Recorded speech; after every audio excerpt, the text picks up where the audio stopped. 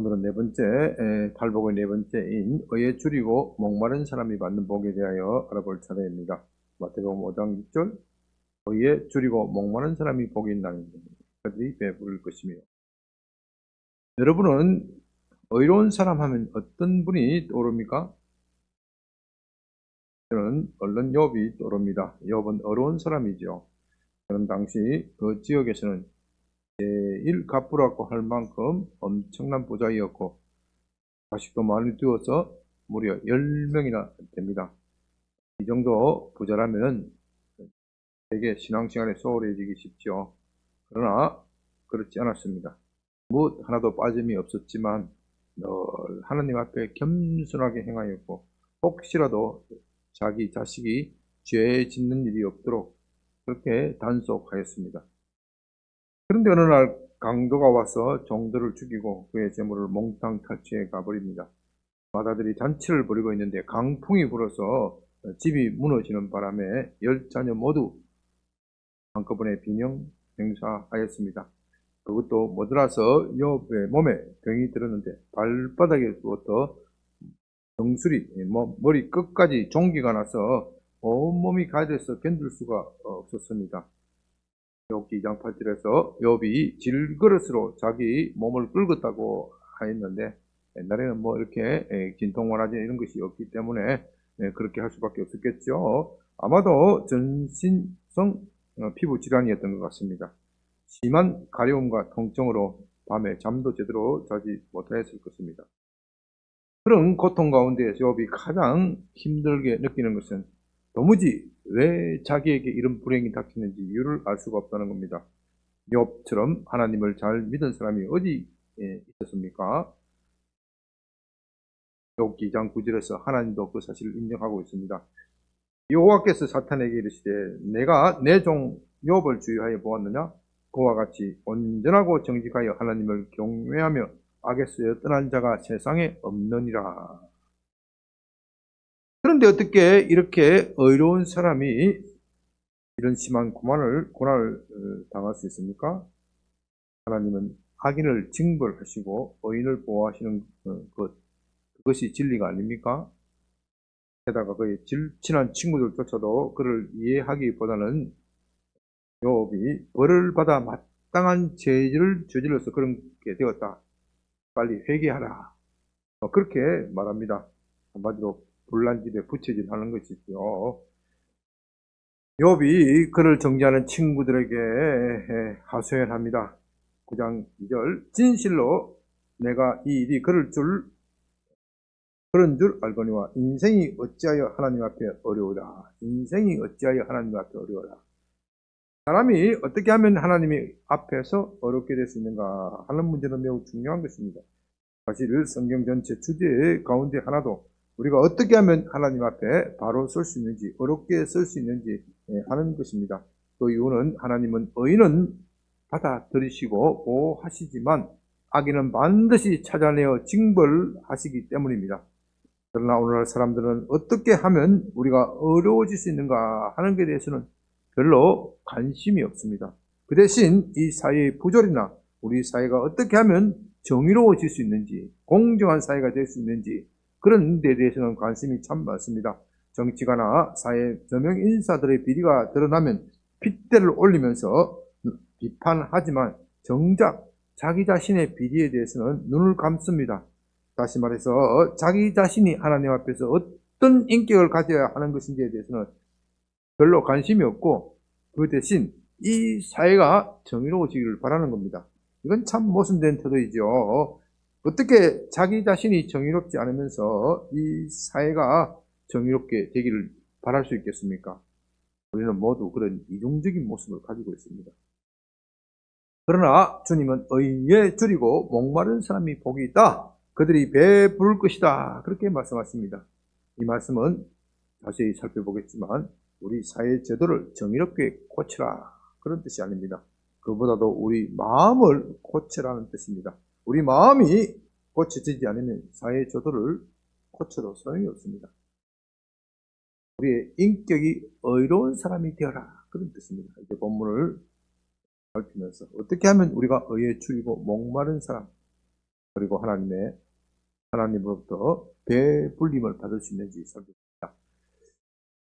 먼저 본문 짧은 구절이기 때문에 본문의 문자적 의미를 살펴봅니다. 의라는 말은 글자 그대로 바르다 하는 뜻입니다. 헬라어 원어로는 디카이오시네라고 하는데요. 따라합니다. 디카이오시네.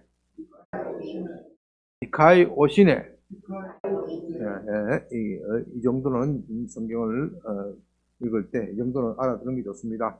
이 디카이오시네라는 말은 의로운 사람의 덕, 자질, 상태를 말합니다. 이 말은 구약 성경에 나오는 따라합니다. 채테크라는 용어와 상응하는데요. 역시 올바름, 공정함, 의로움을 뜻합니다. 이렇게 말해도 개념이 잘 안 떠오를 겁니다. 쉬운 말로 하면 의는 율법의 의무를 다하는 것을 말합니다. 율법에서 명하는 것을 모두 지키면 의인이 되는 것이고, 그렇지 못하면 불의한 사람, 악인이 되는 겁니다. 여러분은 의라고 말할 때 반드시 이것을 꼭 기억해 두시기 바랍니다. 의는 뭐라고요? 율법의 의무를 다하는 것, 율법의 의무를 지키는 것. 줄이다는 말은 헬라어로 페나이오라고 하는데요. 단순히 배가 고픈 것을 말하는 것이 아니라 굶주리는 것, 죽을 지경이 되는 것. 하나님 하는 말로 배가죽이 등짝에 딱 들어붙는 그런 상태.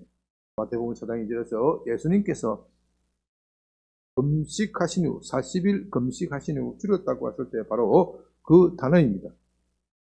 목마르다는 것은 헬라어로 집사오라고 하는데요. 이 역시도 강한 갈증을 의미합니다. 요한복음 19장 29절에서 예수님께서 십자가에 달리실 때 내가 목마르다 이렇게 절규하셨지요. 바로 이때 사용된 단어와 동일한 단어입니다. 배부르다는 것은 헬라어로 코르타조라고 하는데요. 배불리다, 먹이다, 살찌게 하다 그런 뜻입니다. 예수님께서 보리떡 5개와 물고기 2마리로 5,000명을 배불리 먹이셨다. 바로 그 단어입니다. 우리가 이렇게 헬라어 원어를 분석해 보았지만 왜 의에 줄이고 목마른 사람이 복이 있다는 것인지 이야기가 쉽지가 않습니다. 언뜻 보면 정의를 간절히 요구하는 사람이 정의에 충족, 정의가 만족되는 것을 볼 것이다. 그렇게 이해될 수도 있는 것 같습니다. 예를 들면 요한계시록 6장 10절에서 순교한 분들, 이 땅에서 목배임을 타고 예수의 정인으로서 순교한 분들이 하나님의 제단 앞에서 큰 소리로 땅에 거하는 자들을 심판하여 우리 피를 갚아주지 아니하시기를 어느 때까지 하시려 하나이까. 그렇게 절규하면서 정의를 부르짖는 장면이 나옵니다.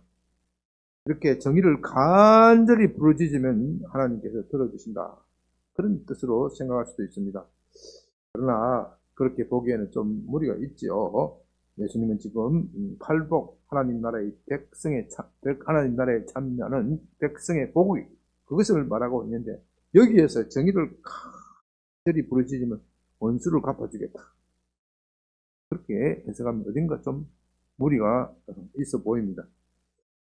본문의 해석이 이렇게 어려운 이유는 우리가 잘 언뜻 들어오지 않는 이유는 의라는 개념이 시대의 상황에 따라서 변천되었기 때문입니다.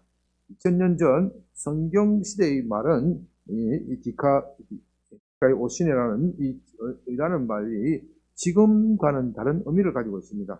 오늘 우리는 의라고 할 때 의라는 말을 잘 안 쓰고 정의, 그 대신에 정의 똑같은 말입니다. 정의라는 말을 많이 사용하죠. 또 정의라고 하면 사법적 정의 또는 사회적 정의, 재판에 있어서 공정하게 재판하는 것 또는 이 사회의 빈부격차를 없애야 한다. 사회적 분배가 제대로 돼야 한다. 평등 이런 것을 먼저 떠올립니다. 물론 사도 성경 시대도 의라고 할 때 그런 의미도 포함되어 있습니다. 예를 들면요, 헬라 철학자들은 정의가 무엇인지에 대해서 참 진지하게 고민하였고 그 중에서 가장 멋진 말이 정의란 각자 그의 것을 주는 것, 참 멋진 말로 표현하였습니다. 여기서 정의는 곧 사법적 정의를 말합니다.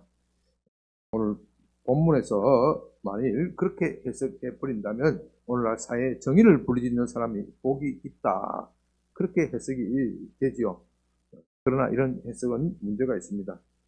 예를 들면 오늘 우리는 대통령 탄핵을 둘러싸고 보수와 진보 양 진영이 정말 피를 튀기는 싸움을 벌이고 있습니다. 그러나 그들 모두 공통적인 것이 있는데 그들 모두는 정의를 부르짖는다는 것입니다. 자기의 뜻대로 자기의 의견대로 하면 정의가 실현될 수 있다. 그렇게 하면서 연일 상방에서 대규모 시위를 하고 있습니다. 그들이 보수에 속하든 진보에 속하든 어쨌든 정의를 부르짖는 것에 있어서는 동일한 것이죠. 만일 본문의 정의를 사법적 정의로 해석한다면 어느 쪽에 속하든 정의를 부르는 그들 모두가 복이 있는 사람이 되어야 한다. 그렇게 해석될 것입니다. 그러나 이런 해석을 성경을 조금이라도 아는 사람이라면 뭔가 옳지 않다. 그렇게 느낄 수밖에 없습니다. 이런 혼란이 일어나는 이유는 의라는 개념이 시대의 흐름에 따라 많이 변화되었기 때문입니다. 오늘날 우리는 의라는 말을 들으면 사법적 정의 또는 사회적 정의 이런 말을 떠올리지만 고대 세계에서는 그런 것도 있지만 그보다 더 중요한 것은 사람의 인격, 사람의 품성을 표현하는 말입니다. 여기에 대해서 세계적인 성경학자, 영성학자 달라스 윌라드 하나님의 모략 The Divine Conspiracy라는 책이 있는데요. 이 책은 너무나도 참 잘된 책이고 또 현상수훈에 관해서 참 유명한 저서이기 때문에 여러분들이 시간이 되시면 한번 꼭 읽어주시면 좋겠습니다. 윌라드의 말에 의하면 원래 이 디카이시온에는 한 사람을 진정으로 옳거나 선한 존재로 만드는 무엇, 다시 말해서 사람 속에 있는 정말 착한 품성, 내면의 선을 말합니다. 아리스토텔레스와 같은 헬라 철학자들은 이것을 덕이라는 말로 표현했어요. 덕. 우리도 덕이라는 말을 잘 사용하잖아요. 그 덕. 따라서 어려운 사람이라는 것은 덕이 있는 사람이다. 좀 더 쉬운 말로 하면 흔히 하는 말로 선한 사람, 착한 사람 그런 뜻입니다. 이제 여러분은 이 본문을 해석할 때 이 점을 꼭 기억해 주시기 바랍니다. 의는 어떤 사람이라고요? 선한 사람, 착한 사람을 말합니다. 오늘날 사람들은 의라고 말하면 사법적 정의를 생각하지만 팔복에서 말하는 것은 그런 것이 아니라 착한 사람, 선한 사람을 말합니다. 따라서 착한 사람이 되기 위하여 배고픈 사람이 밥을 찾듯 그렇게 찾고 목이 타들어가는 사람이 물을 찾듯 그렇게 갈망하면서 몸부림치는 것, 그런 사람이 복이 있다는 것입니다. 이렇게 해석하면 여러분은 본문의 의미가 머릿속에 쏙 들어올 것입니다. 우리가 살아갈 때 사법적 정의를 요구하면서 시위를 하거나 적극적으로 의사를 표시하는 것도 필요하겠지만 그런 것을 갈망한다고 해서 예수님이 복이 있다 그렇게 부르는 것은 평소 예수님이 하시던 말씀과는 결이 다르다. 금방 알 수 있습니다. 왜냐하면 사람이 사법적 정의를 요구한다는 것은 벌써 그 말 속에 자신은 죄가 없고 그 허물이 누구에게 있어요? 남에게 있고 또 사회에 있다. 사회의 부조리에 있다. 그런 뜻이 되기 때문입니다. 저도 진정으로 하나님 앞에 선한 사람이 되기를 갈망하는 사람, 그런 사람이 복이 있다 하는 것은 예수님의 말씀과 평소 하시던 말씀과 일치합니다. 그렇다면 여러분은 그렇게 복을, 그렇게 선한 사람이 되기를 갈망해 본 적이 있습니까? 여러분이 직장이 없어서 직장을 찾는 사람, 또 수험생이 대학 좋은 학교를 위하여 좋은 학교를, 또 자녀가 좋은 학교를 바라기 위해서 열심히 기도하는 것, 열심히 기도하듯 그렇게 하듯 선한 사람이 되기를 위해서 갈망하고 애타본 적이 있냐 이 말입니다. 지요. 그런 사람이 의에 줄이고 목마른 사람이다. 그런 뜻입니다. 한번 말씀드립니다. 의인은 뭐라고요? 율법의 의무를 다하는 것이다. 어떤 사람이 율법의 의무를 다할 수 있습니까? 의로운 사람, 착한 사람이 율법의 의무를 다할 수 있다는 겁니다. 어렵지 못하는 사람은 아무리 율법을 지키려고 하여도 지키지 못합니다. 마음에 쌓은 선에서 행동이 나오는 것입니다. 그러므로 여러분은 팔복에서 말하는 의인은 착한 사람, 다시 말해서 그 사람의 존재, 인격 존재 자체가 선한 사람이 되는 것이다.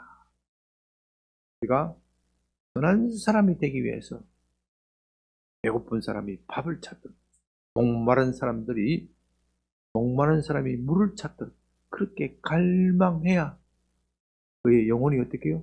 배부름을 얻을 것이다. 그런 심오한 뜻이 여기에 있는 겁니다. 이제 여러분이 의라는 말을 제대로 이해했다면 그 다음은 왜 의가 그렇게 중요한지를 살펴볼 차례입니다. 사람들이 오늘날 살아가는 데 있어서 오늘날 사람들은 사법적 정의 또는 사회적 정의를 매우 중요하게 여깁니다. 그러면 그건 나라의 운명이 달린 그런 과제일 것입니다. 그럼 우리가 대통령이 탄핵을 둘러싸고 찬성이다, 반대한다, 온 나라가 시끌벅적한데 그것도 따지고 보면 무슨 정의? 사법적 정의. 사법적 정의를 말하는 것이고 내 자신이 선한 존재가 되느냐 이것과는 관계가 없는 것이죠. 이런 사법적 정의가 매우 중요합니다. 제가 평소 누누이 말씀드렸지만 대한민국이 이렇게 혼란스러운 것도 평소 사법부가 정의를 제대로 실현하지 못하니까 생기는 겁니다. 그러나 오늘 본문에서 말하는 의인은 이런 사법적 정의보다도 훨씬 더 중요하고 심오한 차원을 다루고 있습니다. 아무리 사법적 정의가 중요하고 또 사회적 정의가 중요하더라도 따지고 보면 그건 이 땅에서의 살 때 문제일 뿐입니다. 죽은 자에게는 정의나 부정의, 불평등 이런 것은 문제가 되지 않습니다. 그러나 우리의 인격이 정의로운 사람, 다시 말해서 선한 사람, 착한 사람이 되느냐 마느냐 하는 것은 다른 차원의 문제입니다. 그것은 복을 받느냐 마느냐 하는 것이고 다른 말로 하면 내가 하나님의 통치 속에 들어가느냐 마느냐 하는 중요한 문제입니다. 이 땅에서 살 때뿐만 아니라 죽어서도 문제가 됩니다. 여러분은 이 땅에서 힘들게 살더라도 죽어서는 반드시 천국에 가야 합니다. 이 땅에서 힘들게 살고 죽어서 지옥 간다면 그것처럼 불쌍한 인생이 어디 있겠습니까? 그러므로 우리는 어떠한 일이 있더라도 반드시 천국에 가야 합니다. 반면에 이 땅에서 아무리 부귀와 영화를 누린다고 하더라도 죽어서 지옥에 떨어진다면 무슨 소용이 있겠습니까? 이 땅에 사는 것은 너무나도 짧습니다. 푸른 마르고 꽃은 시들게 되어 있습니다. 우리의 인생도 그렇게 마르고 시들게 되어 있습니다. 여기에 20대, 30대 청년들은요, 영원히 청년인 것 같지만은 그렇지 않아요. 저도 여러분보다 또 팔팔할 때가 있었는데 벌써 백발이잖아요. 벌써 인생은 짧아요. 그러나 의인은 망하지 않습니다. 의인의 백발은 멸류관이에요. 멸류관.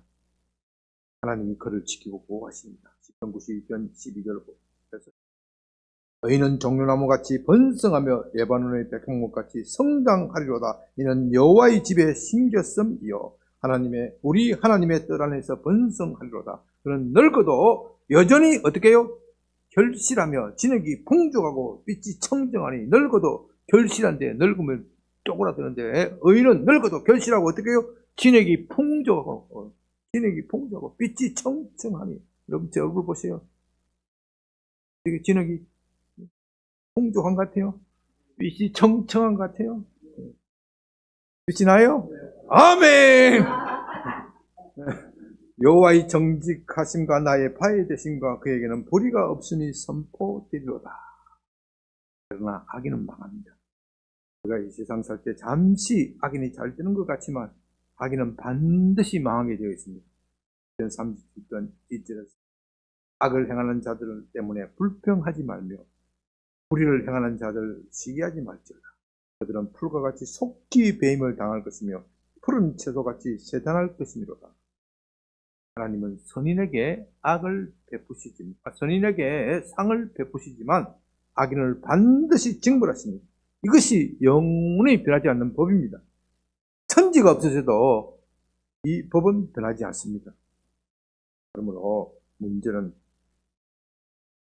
어떻게 하면 어려운 사람이 되는가 하는 것입니다.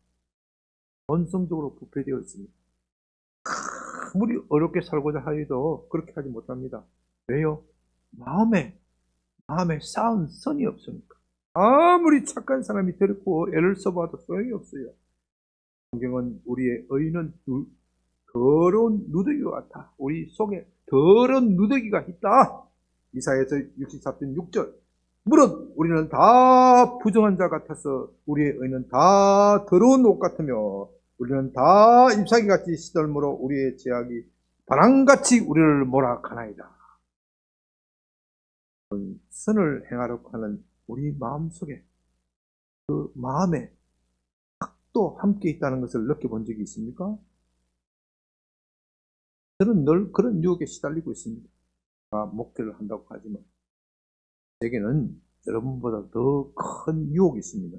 그 유혹은 돈이나 여자 그런 문제가 아닙니다. 나이가 드니까 이제 그런 것은 조금 극복이 돼요. 네? 그런 것도 간혹 문제가 되지만 그 큰 문제는 아닌 것 같아요. 그러나 그런 유혹들을 극복했는가 하면 더 큰 유혹이 제게 옵니다. 그건 제 자신을 높이고자 하는 마음입니다. 이것이 늘 저를 괴롭힙니다. 목회를 하다가도 좀 잘 되면 뚫거립니다. 안 되면 어떻게 해요? 그래가지고 푹 실망합니다. 목회 잘하는 목사님 앞에 가면 기가 푹 죽어 있고 저보다도 조그만한 게 가면 어떻게 해요? 목사님 앞에 가면 기가 살아있어요. 참 이게 자기를 높이는 마음이지요. 하나님이 내게 주신 양떼에 만족하지 않고 계속 교회를 늘려가고 싶어합니다. 그것이 하나님의 일 같지만 사실은 거기에 제 욕망도 함께 섞여 있는 겁니다. 그래서 분별하기 어렵습니다. 제가 스스로 애를 써서 조심하지 않으면 이런 걸림돌에 넘어집니다. 저만 그런 것이 아니라 대개 주님의 일을 한다 하는 사람들이 그런 유혹에 부닥치게 됩니다. 제 주위에는 기독교 관점에서 사회운동을 하는 분들이 많이 있습니다. 예를 들면 오늘날 동성애가 판을 치는 세상에서 기독교적 성윤리를 열심히 가르치고 전파하는 분들이 있고 또 마약 퇴치 운동, 또 낙태 반대 운동, 성경대로 살자, 이렇게 성윤리대로 살자, 성경이 가르친 윤리대로 살자, 이렇게 열심히 가르치고 전파한 분들이 많이 있습니다. 참으로 유감스러운 일은 이렇게 열심히 사회운동하는 분들이 서로 반목하고 시기하고 질투하고 있다는 겁니다. 지난주에도 유명한 대학에서요 캠퍼스 선교를 한다는 분들이 제게 찾아왔습니다. 저로 주도권을 잡기 위해서 비난하다가 법적 문제가 되었고 제게 자문을 구하는 겁니다. 이런 일이 일어나면 참으로 괴롭습니다. 양쪽 모두 기독교 내에서 지도급 인사에 속하는 분들이고 양쪽 모두 저와 교분이 있습니다. 그런데 제가 그들 사이에 분쟁이 생기면 어느 편에 서야 합니까? 저도 참으로 괴롭습니다. 세상에 오장로님 저한테 맡기면 편하겠죠? 농담하는데 별로 안 웃네. 참 괴로운 일이죠. 그런 것을 보면 사람들이 선을 행한다고 하지만 자기 안에 있는 악을 보지 못하고 있다. 그렇게 말로는 선한 일을 한다고 떠벌리지만 그러다가 지옥 가는 것은 아닌가, 그런 생각이 들 때가 있습니다. 유명한 목사님 또 목회에 성공했다, 큰 교회에 한다, 그런 목사님일수록 그런 모습들이 자주 보입니다. 이런 것에 대해서 가장 진지하게 고민한 분이 바로 사도 바울입니다. 로마서 7장 31절, 7장 21절, 23절. 그러므로 내가 한 법을 깨달았노니 곧 선을 행하기 원하는 나에게 악이 함께 있는 것이오. 내 속으로는 하나님을 법을 즐거워하되 내 지체 속에 다른 한 법이 있어 내 마음의 법과 싸워 내 지체 속에 있는 죄의 것 아래로 나를 보는 것을 보는도다. 사도는 이미 예수님을 믿고 거듭났지요. 누가 그것을 의심할 수 있겠습니까? 회개하고 성령을 받았습니다. 이 얼마나 기쁜 일입니까? 그래서 이제는 정말로 주님의 뜻대로 살기로 결심합니다. 다른 모든 것은 배설물처럼 여기고 오직 예수님을 알기로, 예수님을 닮기로 작정합니다. 그런데 이렇게 결심하고 있는 바로 그 사도의 마음속 깊은 곳에 악도 함께 따라오더라는 겁니다. 오직 예수님만 높여야 하는데 사역에 성공하면 할수록, 전도를 많이 하면 할수록 예수가 아니라 자기 자신을 높이고 싶은 마음이 커지더라는 겁니다. 그래서 24절에서는 이렇게 절규합니다. 오라, 나는 공고한 사람이로다. 이 사망의 몸에서 누가 나를 건져내랴. 여러분, 의에 줄이고 목마르다는 것은 바로 이것을 말합니다. 우리의 의는 누더기와도 같습니다. 그를 행하면 할수록 하나님이 아니다, 자기를 드러내고 싶은 욕망이 강하게 일어납니다. 그래서 그는 다시 자기를 돌아봅니다. 나는 아직 멀었다. 내가 사도라는 말을 듣고 있지만 대단한 기적을 행하는 사람으로 세상에서 소문이 났지만 내게 남은 악이 남아있다. 아직도 있다. 그 악은 전에는 별거 아닌 것으로 생각했는데 알고 보니 이 조그맣고 별거 아닌 악이 나를 지옥으로 끌고 가고 있다. 얼마나 끔찍한 일인가. 사도는 이것을 발견하고서 나는 공고한 사람이다. 그렇게 절규하는 겁니다. 남은 구원하고 나 자신은 구원받지 못할까 싶어 두려워하고 떤다. 이것이 의에 줄이고 목마른 사람이다. 그런 뜻입니다. 이렇게 의에 줄이고 목마른 사람이 배부르게 될 것입니다. 여기서 배부르다는 것은 참된 만족을 말합니다. 의에 줄이고 목마른 사람이 참된 만족을 얻습니다. 그렇다면 그들이 어떻게 참된 만족을 얻을 수 있습니까? 여기에 대해서 사도는 로마서 7장 25절, 8장 2절에서 이렇게 말합니다. 우리 주 예수 그리스도로 말미암아 하나님께 감사하리로다. 그런즉 내 자신이 마음으로는 하나님의 법을, 육신으로는 죄의 법을 섬기노라. 그러므로 이제 그리스도 예수 안에 있는 자에게는 결코 정죄함이 없나니 이는 그리스도 예수 안에 있는 생명의 성령의 법이 죄와 사망의 법에서 너를 해방하였습니다. 그러므로 의에 줄이고 목마른 사람들이 배부르게 된다는 것은 곧 예수 그리스도 안에 있는 생명의 법으로 배부르게 된다. 그런 뜻이 됩니다. 이것을 좀 더 자세히 설명하면 사도는 그런 교만한 마음이 들면 다시 예수의 십자가를 바라보게 됩니다. 예수의 십자가를 바라볼 때 자신이 얼마나 교만한 존재, 초라한 존재임을 발견하고 그의 교만이 사라집니다. 예수님의 고난 앞에서 무엇을 자랑하고 무엇을 말할 수 있겠습니까? 내가 어찌자고 나를 높이는 것입니까? 이렇게 날마다 예수를 생각하고 그의 어려우심을 사모하는 것입니다. 그렇게 하면서 점점 그분을 닮아가는 겁니다. 그것을 가지고 예수님은 요한복음 6장 37절에서 자신을 생명의 떡이라고 말씀하십니다. 예수께서 가라사대 내가 곧 생명의 떡이니 내게 오는 자는 결코 줄이지 아니할 터이요. 나를 믿는 자는 영원히 목마르지 아니할 터이요. 이 생명의 떡을 먹어야 배부르게 됩니다. 육신이 배부른 것을 가지고 참된 만족이다. 그렇게 말할 수는 없습니다. 육신의 배부름은 오래 가지 않습니다. 시간이 지나면 다시 배고파집니다. 또 배고픔을 해결한다고 해도 그 육체가 영원한 생명을 가질 수 있는 것도 아닙니다. 그런 것들은 다 한계가 있습니다. 그러나 예수님이 주시는 생명은 한계가 없습니다. 그야말로 영원하도록 예수님과 함께, 하나님과 함께 사는 것입니다. 우리가 어떻게 하면 예수의 생명을 가질 수 있습니까? 그건 우리가 예수님을 믿어야 합니다. 아니, 예수님을 믿는 우리에게 예수님을 믿어야 한다고요? 아니, 또 믿고 또 믿어야 합니다. 좀 더 구체적으로 말하면 예수님이 우리를 위하여 십자가에 피 흘리신 것을 믿어야 합니다. 하나님의 아들인 예수님이 왜 십자가에서 피를 흘리신 것입니까? 그건 저와 여러분의 죄를 대신하여 십자가를 지신 것입니다. 예수님은 의로운 분입니다. 그 말은 죄를 그냥 하나님은 의롭지요. 하나님은 그 말은요, 하나님은 죄를 그냥 두고 넘기지 않는 분이다. 그런 뜻입니다. 죄를 보고서도 처단하지 않는 검사, 판사는 불의한 것이죠. 그런 검사, 판사를 가지고 공의로운 검사, 공의로운 판사, 그렇게 말할 수는 없습니다. 제가 반역죄와 같이 중한죄라면 더욱 그렇습니다. 우리는 모두 하나님께 반역하였습니다. 그런 점에서 반역자입니다. 만일 하나님이 그런 반역죄를 그냥 넘기신다면 하나님은 불의한 분이 됩니다. 우리가 어떻게 그런 하나님을 선하다, 공의롭다 그렇게 말할 수 있겠습니까? 하나님이 공의롭지 못하면 심각한 문제가 생깁니다. 온 세상이 무업천지가 될 것입니다. 그러나 하나님은 공의로우신 분이기 때문에 그런 끔찍한 죄를 그냥 보아 넘기지 않습니다. 반드시 찾아내어 처단하십니다. 그것이 곧 하나님의 정의입니다.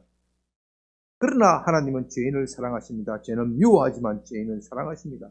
그래서 하나님의 아들이신 예수 그리스도를 우리에게 보내주셨습니다. 아무 죄도 없는 그분이 우리의 죄를 짊어지고 십자가를 지십니다. 이제 그 예수를 믿으면 모든 죄가 사함을 받습니다. 예수님의 의로우심이 그 사람에게 증거가 되는 겁니다. 이것을 가지고 예수님의 의를 덧입는다. 그렇게 표현한 겁니다. 우리의 의는 누더기와 같은 것이기 때문에 이것을 벗어버리고 예수님의 옷을 입는 겁니다. 예수님의 옷은 이 세상의 어떤 것보다도 희고 깨끗합니다. 예수님의 옷을 입는 사람은 모든 죄에서 가리움을 받습니다. 그의 영혼은 참된 만족을 얻습니다. 그래서 그는 날마다 죽는 삶을 사는 겁니다. 그는 자신이 죽는 만큼 예수의 새 생명을 체험합니다. 사도가 로마서에서 생명의 성령의 법이 죄와 사망의 법에서 그를 해방하였다고 말하는 것은 바로 이것을 두고 하는 말입니다. 그래서 사도는 고백합니다. 나는 날마다 어떻게 해요? 죽노라. 나는 날마다 죽노라. 이 말씀을 다른 말로 해석하면 나는 날마다 산다. 우리는 죽는 만큼 사는 것입니다. 그렇기 때문에 의에 줄이고 목마른 사람이 받는 복은 첫째, 심령이 가난한 단계, 둘째, 애통하는 단계, 셋째, 온유한 단계를 거쳐야 얻을 수 있는 것입니다. 심령이 가난하다는 것은 자신이 영적 거지임을 깨닫는 것을 말합니다. 돈, 명예, 권세 이런 것들이 자기를 지켜줄 줄 알았는데 이런 죽음 앞에서는 아무것도 아닙니다. 그래서 사람은 하나님 앞에 영적으로 거지입니다. 여기서 영적이라는 것은 우리 영혼만 말하는 것이 아니고 우리 전 인격 자체가 물질인 것을 포함해서 전 인격 자체가 하나님 앞에 거지입니다. 그런데 하나님이 그 거지를 살려주셨습니다. 예수님이 보리떡 5개와 물고기 2마리로 5,000명을 먹이신 것 같이 우리 배고픈 우리를 먹여주셨습니다. 그런 사람이 어떻게 애통하지 않을 수 있겠습니까? 우리는 모두 하나님을 배반하였습니다. 그런데도 하나님은 우리를 용서하시고 배불리 먹이십니다. 그것을 생각하면 그 은혜에 감사하면서도 자신의 과거 죄 때문에 울지 않을 수 없습니다. 그래서 우리는 한 번 슬퍼서 울고 또 한 번 기뻐서 웁니다. 그냥 웁니다. 예수 믿는 사람은 눈물이 많습니다. 눈물이 마른 사람은 그의 신앙에 문제가 있는 겁니다. 찬송가 143장 나 십자가 대할 때 그 일이 고마워 내 울 감히 못 돌고 눈물 흘리네. 널 울어도 눈물로서 못 갚을 줄 알아. 몸 밖에 드릴 것 없어 이 몸 바칩니다. 이렇게 늘 우는 사람이 영혼의 만족을 얻습니다. 그리고 나면 사람이 온유해집니다. 온유하다는 것은 단지 성격이 유순하다는 것을 말하는 것이 아닙니다. 여러분은 지난주에 제가 온유한 사람이 받는 복에 대해서 말씀드릴 때 무엇을 기억하라 그랬죠? 한 단어 길들이다. 예, 안 잊어버리고 잘 계시네요. 길들이다. 길들이다. 온유하다는 것은 길들이다는 겁니다. 하나님 앞에 자신을 길들이는 겁니다. 야생마와 같이 자기 마음대로 사는 사람이 이제는 하나님의 뜻에 매여 사는 것, 살아도 주를 위하여 살고 죽어도 주를 위하여 사는 것, 이것이 온유입니다. 종은 자유가 없습니다. 주인이 살라면 사는 것이고 죽으면 죽으라는 것입니다. 그것이 온유한 사람입니다. 그러나 온유해지기가 쉽지 않습니다. 하나님 앞에서 자신을 길들이기가 쉽지 않습니다. 제가 조금 전에 저 자신에 대해서 말씀드렸죠. 하나님의 일을 한다고 하면서 얼마나 자주 나를 드러내고 싶고자 하는 마음에 시달립니까? 온유하게 살기로 작정하지만, 하나님 뜻에 매여 살기로 작정하지만 그렇게 하지 못하는 내 자신을 보면서 절규하지 않을 수 없습니다. 이제 그렇게 그 단계를 거치고 나면 기쁨이 사라지고 우울해집니다. 예수 믿는 사람, 진정으로 우리가 기쁨으로 들어오기 위해서는 우울증을 겪어야 돼요. 영적 우울증을 겪어야 돼요. 의에 줄이고 목마른 사람은 영적 우울증을 겪는 사람입니다. 모든 신앙의 대가 이런 영적 우울증을 겪습니다. 루트도 영적 우울증을 겪습니다. 켈빈도 영적 우울증을 겪습니다. 어거스틴도 영적 우울증을 겪습니다. 사도 바울조차도 영적 우울증을 겪습니다. 바로 영적 이 우울증을 가지고 의에 줄이고 목마르다 하는 겁니다. 이런 영적 우울증을 겪으면요, 하나님 앞에 더욱 비참해집니다. 아, 내가 예수 믿는다고 그랬지만 나는 정말 아무것도 아니구나. 내 믿음조차도 별것 아니구나. 오직 하나님의 자비뿐이구나. 이것을 깨닫고 손들고 오는 단계가 바로 의에 줄이고 목마른 것입니다. 말해서 여기서 의는 자기의 의가 아니라 자기 힘으로 어려워지는 것이 아니라 예수님의 의를 찾고 구하는 것입니다. 예수님의 의에 줄이고 목마를 때 우리 영혼이 진정한 만족을 얻습니다. 배부르게 됩니다. 마지막으로 사회정의, 사법적 정의에 대해서는 한마디. 예수 믿는 우리는 사회정의, 사법적 정의에도 관심을 가져야 합니다. 예수님의 의를 구한다고 하면서 이 세상의 불의에 대하여 눈 감고 외면하면 안 되는 것이죠. 그건 믿는 것이 아닙니다. 우리가 예수님을 믿는다면 이 사회의 불의를 없애는 일에 관심을 가져야 합니다. 그런 점에서 오늘날 대통령 탄핵에 대하여 예수 믿는 사람이 관심을 가지고 찬성 또는 반대를 표명하는 것 옳습니다. 어떤 사람은 예수 믿는 사람은 정치에 참여하지 말아야 한다고 그렇게 주장하는데 그건 옳지 않습니다. 단지 교회의 이름으로 교회의 이름을 내걸고 정치에 참여한 것은 신중해야 한다. 여러 차례 말씀드렸습니다. 정치라는 것은 불완전합니다. 어느 정치적 의견도 완전할 수가 없죠. 어떤 사람은 탄핵에 찬성한다고 하지만 그것도 완전할 수 없습니다. 어떤 사람은 또 탄핵에 반대하는 것이 성경적이다 그렇게 말하지만 그것도 완전할 수가 없습니다. 대통령이 탄핵당한다고 해서 이 나라의 정치가 한 단계 높아지는 것도 아니고 반면에 탄핵당하지 않는다고 해서 이 세상이 나아질 것도 없습니다. 세상은 여전히 그런 그대로 있는 겁니다. 그러므로 우리는 정치에 관심을 가지면서도 그런 것에는 한계가 있음을 알아야 합니다. 오늘날 교회가 너무도 정치에 몰입되어 있어서 자기와 생각이 다른 사람을 보면 마치 벌레를 보듯 그렇게 하는데요. 이건 정말 잘못된 겁니다. 우리 교회 내에서도 그런 사람이 있습니다. 그러면 안 되는 거예요. 그러면 안 되는 거예요. 사실은 교회 카톡에서도 여러분들이 정치적 견해를 올리고 교회에 그렇게 할 수가 있지요. 교회 카톡에서도 그렇게 할 수가 있어요. 좀 그런 분들이 성숙하면 그런 것을 허용하겠는데 그거 하나 올리면은 난리가 나요. 저한테 항의가 들어온다니까요. 왜 목사님은 그런 거 규제 안 하고 있는지. 여러분들이 서로 디스커션을 하면서 서로 미워하지 않고 그럴 수 있다면 얼마나 좋겠습니까? 그거 하나 올렸다고 해서 저 사람 쳐 죽일 사람, 와, 세상이 왜 이렇게 되는 거예요? 몰입하면 안 되는 거예요. 이 모든 것이 앞서서 우리는 먼저 예수님의 의에 줄이고 목말라야 해야 합니다. 이 나라를 파괴하는 공산주의나 주사파가 아니라면 우리는 상대의 의견을 존중하고 포용해야 합니다. 예수의 의에 줄이고 목마른 우리는 더욱 그래야 합니다. 왜냐하면 이제 말씀드리겠지만, 앞으로 계속 말씀드리겠지만, 우리가 화평케 하는 일을 해야 하기 때문입니다. 화평케 하는 자는 어떤 복이 있나고요?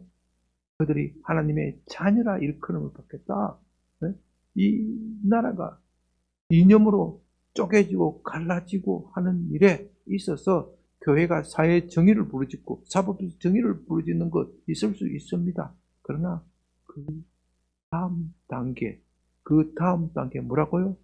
화평케 하는 일, 여기에도 관심을 가져야 합니다. 아니, 여기에 더 깊은 관심을 가져야 합니다. 그래야 성숙한 그리스도인입니다. 그러려면 어떻게 해야 되느냐? 이 모든 일에 앞서서 우리 자신이 어려워져야 한다. 우리가 예수의 의에 줄이고 목말라야 한다. 그런 단계를 거치지 않고 사회의 정의를 부르짖으면 자기 영혼에 유익이 없습니다. 그런 사회 운동하는 사람 너무도 많이 보았습니다. 언제나 자기 구원이 먼저입니다. 우리가 비행기를 타면요, 비상 상황에 대하여 어떻게 대처해야 한다. 그런 설명이 나오죠. 비상 상황이 생기면 좌석 위에 있는 뭐가 툭 떨어져요? 생겨봐서 모르겠죠?